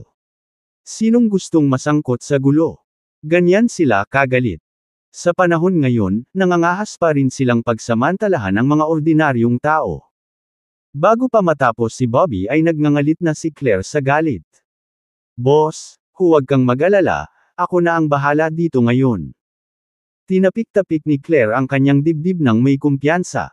Pilit nang umiti ang may-ari. Winak ken a young girl 11 KUF, son owner sama win editor smile. Tumawa si Bobby sa gilid, baka matulungan ka lang niya. Natigilan ang may-ari, at bakas sa mukha niya ang pagkalito. Nanlilisik, kinuha ni Claire ang kanyang telepono at nag-dial ng numero. Matapos masagot ang tawag, agad niyang sinabi sa mapang-akit na tono, Tito Keller, nasa kebab stall ako sa Jade Dragon Street. May mga nang-aapi sa akin. Sabi nila galing sila sa ilang Red Star Society at gusto akong hulihin. Buhuhu. Pagkatapos, nagpatuloy si Claire, oo, magdala ka pa ng maraming tao. Mayroon silang daan-daang tao sa ilalim ng kanilang kontrol. Sa kabilang dulo ng linya, namutla si Commander Keller. Ang anak ni Chief Richardson ay hinaharas ng mafia. Hindi pwedeng mangyari yun. Agad siyang nagutos, ipunan ang 2nd Combat Division at pumunta kaagad sa Jade Dragon Street. Opo, Ginoo. Sa stall ng kebab, tumawa si Claire, huwag kang mag-alala, malapit nang mawala ang Red Star Society na iyon. Siyempre, hindi siya pinaniwalaan ng may-ari. Paano maaalis ng isang batang babae ang Red Star Society na matagal nang nananakot sa lugar? Mabuti pang umalis ka na. Kung hindi mo gagawin, baka makaladkad din tayo dito. Hindi kita sisingilan para sa pagkain na ito. I'll treat you. Ayos lang ba? Sabi ng may-ari na may pagmamakaawa. Umirap si Claire, anong pinagsasabi mo? Hindi ako katulad ng mga punk na iyon. Hindi kita sasamantalahin. Tumawa si Bobby, hindi ko inaasahan na ganoon kalakas ang pakiramdam mo ng hustisya. Siyempre. Ang tawag sa akin ng lahat ng tao sa aming paaralan ay sagisag ng hustisya. Pagmamalaki ni Claire. Tahimik na bumantong hininga si Bobby. Ilan pang maliliit na organisasyon tulad ng Red Star Society ang naroon. At magkakaroon kaya ng swerte ang mga inapi nila na makilala si Claire. Nang makitang walang epekto ang kanyang mga sinasabi, hindi na nagsasalita pa ang may-ari, tahimik lang siyang napabuntong hininga. Samantala, ipinagpatuloy ni na Bobby at Claire ang kanilang mga kebab, walang pakialam. Maya-maya, ilang sasakyan ang lumapit sa di kalayuan. Isang Mercedes ang nanguna sa convoy, na sinundan ng serye ng mga SUV. Nang huminto ang mga sasakyan, lumabas ang isang kalbong lalaki na may gintong kwintas at Buddhist bead sa kanyang mga kamay. Kuya, sila na. Nagmamadaling tinuro ng mga bogbog na kabataan sina Bobby at Claire. Ngumuso ang kalbong lalaki, iwinagayway ang kanyang kamay, at sinabing, pumunta ka, palibutan mo ang kanilang mesa. Oo. Dose-dose ng mga underlings ang dumagsa at pinalibutan ang table ni na Bobby at Claire. Hindi napigilan ni Claire na makaramdam ng kaunting takot, at likas siyang nagtago sa likod ni Bobby. Sa kabilang banda, nanatiling kalmado si Bobby, hindi pinapansin ang mga taong ito. Lumapit ang kalbo kay Bobby at tinanong habang nilalaro ang kanyang Buddhist beads, so, ikaw ang nakita sa kapatid ko. Hindi man lang tumingin si Bobby, malamig na sinabing, kung hindi ka aalis, ikaw ang susunod na mataman. Nagdilim ang mukha ng kalbong lalaki, at ngumuso siya, ikaw ay walang alam na munting bastard. Kunin mo siya. Oo. Ang dose-dosenang mga kasambahay ay agad na kumuha ng mga patpat at pamalo at sumugod kay Bobby. Boom boom boom. Biglang may kulog na ingay mula sa di kalayuan. Paglingon nila, nakita nila ang hindi mabilang na mga sasakyang militar na humaharurot papunta sa kanila. Kabanata 170. Mabilis na sumulong ang mga karwaheng pandigma na ito, na nakapalibot sa buong barbecue stall. Maya-maya, lumabas si Commander Keller sa sasakyan, at malamig na tumingin sa paligid, sumisigaw, "Palibutan mo sila. Kahit isang langaw ay hindi makakatakas." "Opo, Ginoo." Sabay-sabay na sumigaw ang hindi mabilang na mga sundalo, na nagbibingi-bingihan sa lugar. Sa hindi kalayuan, namumula ang mukha ng kalbong lalaki, habang kinakabahan siyang lumunok, bumubulong, "Anong nangyayari? Wala itong kinalaman sa akin, tama." Sa sandaling iyon, tumakbo si Claire Richardson kay Commander Keller. "Tito Keller." Ilang hakbang lang ang ginawa ni Claire bago siya nakarating sa harap ni Commander Keller. Nang makita si Claire, agad na lumambot ang ekspresyon ni Commander Keller. Ngumiti siya at sinabing, "Claire, okay ka lang. Ayos lang ako, buti na lang maaga kayong dumating. Kung hindi, dinala na ako ng mga kontrabida sa minahan ng karbon." Kumunot ang ilong ni Claire at ngumuso. Namutla agad ang mukha ng kalbo sa di kalayuan. Takot talaga sa darating. Kumaway ng kamay si Commander Keller at sumigaw, "Arrest them all." "Opo, Ginoo."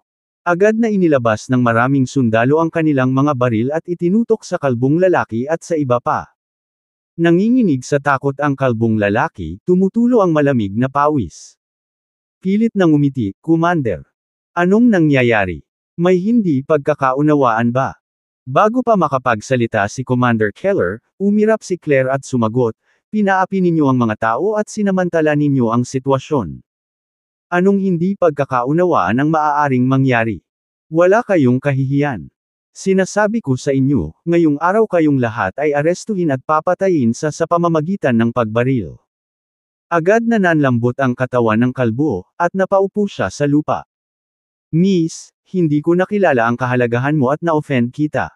Please, spare me." Ang kalbong lalaki ay desperadong nagmamakaawa. Ngumuso si Claire, "Ngayon marunong ka nang humingi ng tawad. Noong nang-aapi ka ng iba, naisip mo ba ang kanilang nararamdaman?" Malamig na sinabi ni Commander Keller, "Wala nang mga salita. Alisin ang lahat ng ito at ibigay sa mga kinauukulang departamento. Kung walang problema, natural na palayain ka. Gayunpaman, kung ito ay tulad ng sinabi ni Claire, ikaw ay tretuhin ayon sa ang batas." Pagkatapos niyang magsalita, pinasok ng isang grupo ng mga sundalo ang kalbo at iba pa sa isang sasakyan. Nagulat ang mga nanunood sa pinangyarihan. Ano ba ang nangyayari? Hindi napigilan ng may-ari ng barbecue stall na malunok sa kaba. So, hindi nagsisinungaling ang batang babae na ito. Bobby Aguilar. Sa sandaling ito, nakita ni Commander Keller si Bobby Aguilar sa hindi kalayuan. Lumapit siya kay Bobby at nakangiting sinabi, "Kasama mo si Claire." Inilahad ni Bobby ang kanyang mga kamay at sinabing, "Nagpumilit siyang imbitahan ako sa hapunan, kaya kailangan kong sumama. Ikaw pa ang nagpumilit na sumama sa akin." Nanlilisik na sabi ni Claire. Hindi napigilan ni Commander Keller ang tumawa, ikinaway niya ang kanyang kamay at sinabing, "Kung gayon ay hindi ko naiistorbahin ang inyong dalawa. Pero, Bobby, dapat alagaan mong mabuti si Claire. Huwag kang mag-alala." Walang magawang tumanggo si Bobby. Pagkaalis ni Commander Keller, halos tapos na rin kumain si Bobby. Tinapik niya ang tiyan niya at sinabing, "Tara na, iuuwi na kita. This early. Gusto kong lumabas at maglaro." Medyo ayaw ni Claire. Gabi na, at kapag hindi ka umuwi, baka may makasalubong kang maduming. Sinadya siyang takutin ni Bobby. Agad na namutla si Claire at masiglang iwinagayway ang kanyang kamay, "Hindi, gusto ko nang umuwi." Walang pag-aaksaya ng oras, hinatid ni Bobby si Claire pauwi. Bago umalis, sumandal si Claire sa bintana ng kotse at sinabing, "Sa ibang araw, ipapakilala ko sa iyo ang ilang mga kaibigan para magkarera kayo ng mga sasakyan at makita kung sino ang mas mabilis. Hindi ako interesado." Inilibot ni Bobby ang kanyang mga mata. Ang mga mahilig sa kotse na ito, bawat isa ay mayaman sa ikalawang henerasyon, at hindi sila katulad ng mga tao gaya ni Bobby. Bukod dito, wala masyadong libreng oras si Bobby. Pagkatapos magmaneho pa uwi, nagpadala ng mensahe si Bobby kay Ash Nicholson, na nag-aayos na maghanap ng mga halamang gamot bukas ng gabi. Ngunit ang mga plano ay hindi kailanman makakasabay sa mga pagbabago. Kinaumagahan, tinawagan ni Ashton si Bobby. May apologetic tone sa boses niya, "Mr. Aguilar, I'm sorry, but my father wants me to attend a social gathering with him tonight, so our plans have to delayed by one day." Tumawa si Bobby, "Walang problema, sige na, hindi naman ako nagmamadali." "Salamat." Pumayag naman si Ashton. Sa buong araw, hindi lumabas si Bobby. Ang tanging naiisip niya ay ang paglilinang. "Sa lakas ko ngayon, baka masubukan kong mag-set up ng formation," naisip ni Bobby sa sarili. Katulad ng Water Dragon Cave dati, ang isang pormasayon ay maaaring magtipo ng hindi malaman na dami ng chi. Bukod doon, isinasaalang-alang din ni Bobby, kailangan niyang maghanap ng oras para kumpirmahin kung maaari rin siyang mag-cultivate sa pamamagitan ng dark energy. Lumipas ang oras, at mabilis na sumapit ang gabi. Kinagabihan, muling tumunog ang cellphone ni Bobby. Nang suriin ito, nakita niyang ang tawag sa telepono ay mula kay William Richardson. Kinuha ni Bobby ang telepono at sinabing, "May kailangan ka ba, William?" William chuckled on the other end, "May oras ka ba? Halika samahan mo ako sa isang party ngayong gabi." Kasiyahan. Nagsalubong ang kilay ni Bobby, "Anong klaseng party?" Nakangiting sabi ni William, "Don't worry, it will surely be good for you." Sa pag-uusap sa puntong ito, pinili ni Bobby na huwag nang magsalita pa at pumayag na umalis. Matapos ang pag-isipang mabuti, nagpasya si Bobby na dalhin si Elder Hansen upang makita ang mundo, dahil ang pabrika ay nasa ilalim pa rin ng kanyang pamamahala. Makalipas ang kalahating oras, nagpadala si William ng kotse para sunduin sila sa entrance ng hotel. Nang nasa sasakyan na, hindi naiwasang itanong ni Bobby, "William, anong klaseng party ang dadaluhan natin?" Mahiwagang sumagot si William, "Malalaman mo pagdating natin doon." Sa anumang kaso, lahat ng big shot ng Shiglan City ay naruroon, at marami ang nakikiusyoso sa iyo dahil naging spotlight ka na. Tulad ng inaasahan. Katulad ng naisip ni Bobby. Bumilis ang takbo ng sasakyan, at hindi nagtagal ay nakarating na sila sa isang hotel. Sa entrance ng hotel, maraming mararangyang sasakyan ang nakaparada. Ang hotel ay kahit naganap na naibok para sa kaganapan, at isang imbitasyon ay kinakailangan upang makapasok. Sinundan ni Bobby si William sa venue. Pagpasok pa lang nila ay nagsilapitan ang mga tao para batiin si William. Walang magawang sinabi ni William kay Bobby, "Pwede ka nang gumala, hahanapin kita mamaya." "Sige, sige." Bahagyang tumanggo si Bobby. Pagkatapos, nagsimulang mamasyal sina Bobby at Elder Hansen sa venue. Dapat sabihin, ang laki talaga ng party. Lahat ng dumating ay nakadamit para magpahanga, at kahanga-hanga ang kanilang aura. Kamakailan lamang, ang lalaking iyon na nagngangalang Bobby Aguilar ay medyo sikat. Nabalitaan ko na hindi siya napakalakas, ngunit mayroon din siyang blue spirit fire. Yeah, I watched the videos too. Si Bobby Aguilar talaga may outstanding talent. Ilang saglit pa lang ay nakagala na si Bobby, narinig niya ang mga tao na pinag-uusapan siya. Dahil dito ay medyo natarante siya. "Hindi ko akalain na magiging sikat na ako ngayon." Ungol ni Bobby sabay hawak sa ilong niya. "What's so special about that damn Bobby Aguilar? Duwag lang siya. Ninakaw ko ang pil niya, and he didn't even dare fat." Maya-maya lang, isang hindi magandang boses ang nakarating sa tenga